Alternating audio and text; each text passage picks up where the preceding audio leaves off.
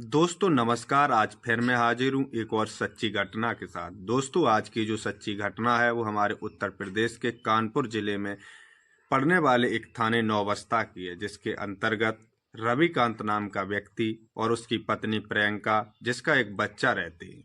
इन तीनों की जिंदगी बड़े ही खुशहाल तरीके से चल रही होती है, क्योंकि रविकांत वहीं एक प्राइवेट कंपनी में काम करता है और जितना कमाता है जिससे उनकी जिंदगी खुशहाल चल रही होती है। एक दिन रविकांत अपने घर से मार्केट के लिए निकलता है और रात्रि के करीब 11 बजे का टाइम हो जाता है, तो रविकांत वापस अपने घर नहीं आता, जिसको लेकर उसकी पत्नी प्रियंका घबरा जाती है और रविकांत के नंबर पर फोन करती है, लेकिन रविकांत का नंबर बंद जाता है। इस बात को लेकर प्रियंका उसके जानने पहचानने वाले सभी लोगों को बताती है, लेकिन रविकांत का कहीं पता नहीं चलता। तो सभी से प्रियंका जानकारी इकट्ठा करती है, तब भी प्रियंका को रविकांत के बारे में कहीं पता नहीं लगता। तो प्रियंका घबराकर इस बात की जानकारी अपने सास ससुर को देती है, और जब इस बात की जानकारी रविकांत के माता पिता को चलती है तो वो भी घबरा जाते हैं और रविकांत के जानने पहचानने वालों के पास फोन करते हैं और पूछते हैं कि रविकांत का कोई पता चला, लेकिन किसी से कोई जानकारी उनको भी नहीं मिलती। तो रविकांत की मां पास के थाने में जाकर रविकांत की गुमशुदा की रिपोर्ट दर्ज करा देती है। इधर जब रविकांत की गुमशुदा की रिपोर्ट दर्ज हो जाती है तो पुलिस भी रविकांत की खोजबीन शुरू कर देती है, लेकिन पुलिस को भी इसकी कहीं जानकारी नहीं मिलती। तब एक व्यक्ति पुलिस के पास फोन करता है कि सर, यहाँ बंबा के किनारे किसी की डेड बॉडी मिली हुई है। पुलिस तुरंत ही घटना स्थल पर पहुंच जाती है और वहां डेड बॉडी को अपनी हिरासत में लेती है और वहां जितने लोग खड़े होते हैं सबसे उस डेड बॉडी की शनाख्त करने के लिए कहती है, लेकिन कोई भी व्यक्ति उस डेड बॉडी को पहचान नहीं पाता। तो पुलिस रविकांत की मां के पास फोन करती है और रविकांत के बारे में बताती है। तो रविकांत की मां अपने पति और अपनी बहू के साथ घटना स्थल पर पहुंच जाती है और डेड बॉडी को पहचान कर ये सारे वहां रोना धोना शुरू कर देते हैं, क्योंकि वो डेड बॉडी किसी और की नहीं बल्कि रविकांत की होती है। तभी पुलिस उस डेड बॉडी को अपनी अंडर कस्टडी में लेकर पोस्टमार्टम के लिए भेज देती है और रविकांत की मां से उसकी पूछताछ शुरू करती है। तो रविकांत की मां बताती है कि सर, मुझे अपने बेटे की हत्या को लेकर अपनी बहू के ऊपर शक है। जो शक काफी मजबूत नहीं होता तो पुलिस उसकी बहू प्रियंका को गिरफ्तार नहीं करती और गुमशुदा अपराधियों के विरोध में मुकदमा दर्ज करके इस केस की खोजबीन शुरू कर देती है। लेकिन कुछ दिनों तक पुलिस इस केस के बारे में खोजती बीनती है, लेकिन पुलिस को भी कुछ जानकारी नहीं मिलती। तो पुलिस प्रियंका के नंबर का सीडीआर निकालती है, जिसमें उनसे एक नंबर मिल जाता है जो किसी हसन आसमी के नाम पर रजिस्टर्ड था, जिस पर प्रियंका घंटों बात किया करती थी। इसी नंबर की तहदीद पर पुलिस हसन आसमी को गिरफ्तार कर लेती है। जो हसन आसमी होता है वो इसी के पास का रहने वाला व्यक्ति होता है, जो इसी एरिया में वो भी रहता था। पुलिस अनस को अपनी अंडर कस्टडी में लेकर थाने आती है और उससे रविकांत के कत्ल के बारे में पूछताछ करती है। पहले तो अनस इस बारे में पुलिस को घुमाता फिराता है, लेकिन बाद में पुलिस जब अपनी दबाव और सख्ती के साथ इससे पूछताछ करती है तो तुरंत ही ये अपना जुर्म कबूल कर लेता है। और जब ये पुलिस को उसके मौत की कहानी सुनाता है तो पुलिस के भी पैरों तले जमीन खिसक जाती है।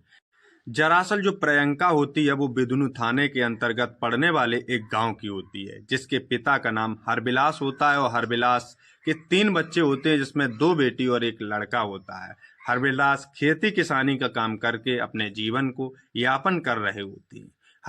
हरबिलास ने अपनी बड़ी बेटी की शादी कर दी होती है और जब प्रियंका जवान होती है तो वो रवि किशन को देखकर उसके साथ अपनी बेटी की शादी करा देते हैं। जब इन दोनों की शादी को 1 साल का समय गुजरता है तो इन दोनों के एक बच्चा होता है। तो इन दोनों में बच्चे के होते ही लड़ाई झगड़े शुरू हो जाते हैं। रविकांत और जब उसकी पत्नी में लड़ाई झगड़े शुरू हो जाते तो रविकांत अपनी पत्नी से परेशान होकर दूसरी जगह पर एक किराए का कमरा लेकर रहना शुरू कर देता है। जब रविकांत वहां रहता है तो उसकी पत्नी उससे बाहर नौकरी करने का दबाव बनाती है, लेकिन रविकांत नहीं जाता।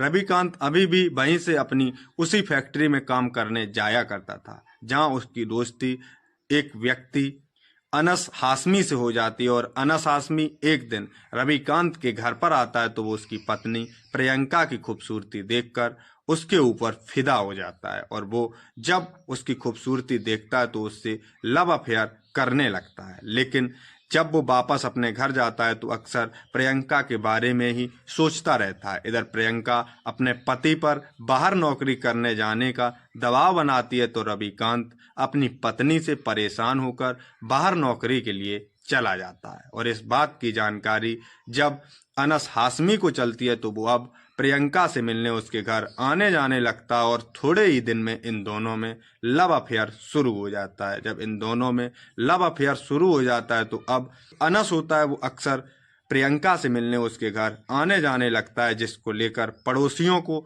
इस पर शक हो जाता है।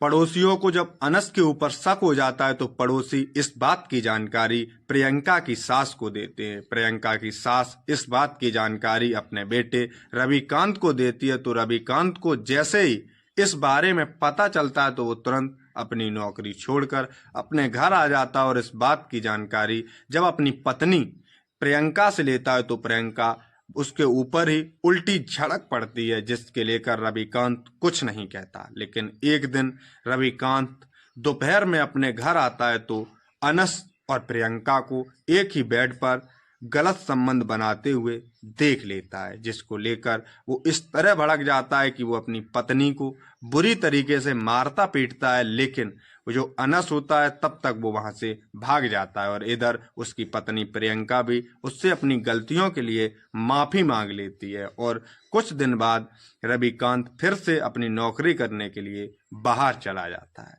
लेकिन एक दिन रविकांत बाहर से ही फोन करता है अपनी पत्नी के नंबर पर और कहता है कि मैं अब नौकरी छोड़कर हमेशा हमेशा के लिए घर आ रहा हूँ, जिसको लेकर प्रियंका भड़क जाती है और वो कहती है कि तुम यहाँ क्या करोगे, आकर पैसे कौन कमाएगा। इधर इस बात की जानकारी प्रियंका अपने आशिक अनस को भी देती है और कहती है कि अगर वो घर आ जाएगा तो अब हम कैसे मिल पाएंगे। इस बात की जानकारी जब अनस को मिलती है तो ये दोनों मिलकर रविकांत को इस दुनिया से हटाने का फैसला बना लेते हैं और एक दिन रविकांत अपनी नौकरी छोड़कर अपने घर आता है तो उससे मिलने अनस भी आ जाता है और अपनी गलतियों की माफी मांगने लगता है तो रविकांत उसे माफ कर देता है और ये दोनों बैठकर शराब पीते हैं।